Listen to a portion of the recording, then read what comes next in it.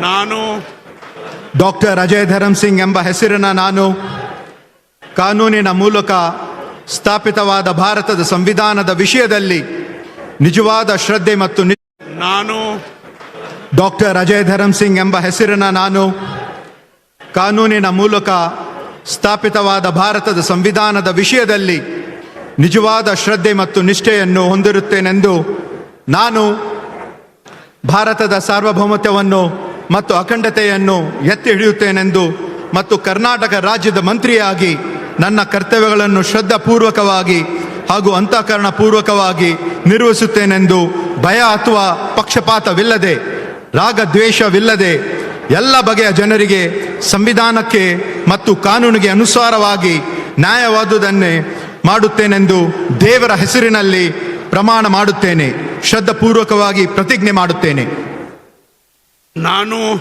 ನಾನು ಡಾಕ್ಟರ್ ಅಜಯ್ ಧರಮ್ ಸಿಂಗ್ ಎಂಬ ಹೆಸರಿನ ನಾನು ಕರ್ನಾಟಕ ರಾಜ್ಯ ಮಂತ್ರಿಯಾಗಿ ನನ್ನ ಪರ್ಯಾಲೋಚನೆಗೆ ತರಲಾಗುವ ಅಥವಾ ನನಗೆ ತಿಳಿದು ಬರುವ ಯಾವುದೇ ವಿಷಯವನ್ನು ರಾಜ್ಯದ ಮಂತ್ರಿಯಾಗಿ ನನ್ನ ಕರ್ತವ್ಯಗಳ ಯುಕ್ತ ನಿರ್ವಹಣೆಗೆ ಅಗತ್ಯವಾಗಬಹುದಾದ ಸಂದರ್ಭದಲ್ಲದೆ ಅನ್ಯಥಾ ಯಾರೇ ವ್ಯಕ್ತಿಗೆ ಅಥವಾ ವ್ಯಕ್ತಿಗಳಿಗೆ ಪ್ರತ್ಯಕ್ಷವಾಗಿ ಅಥವಾ ಪರೋಕ್ಷವಾಗಿ ತಿಳಿಸುವುದಿಲ್ಲ ಅಥವಾ ಬಹಿರಂಗಪಡಿಸುವುದಿಲ್ಲ ಎಂದು ದೇವರ ಹೆಸರಿನಲ್ಲಿ ಪ್ರಮಾಣ ಮಾಡುತ್ತೇನೆ. ಶ್ರದ್ಧಾಪೂರ್ವಕವಾಗಿ ಪ್ರತಿಜ್ಞೆ ಮಾಡುತ್ತೇನೆ.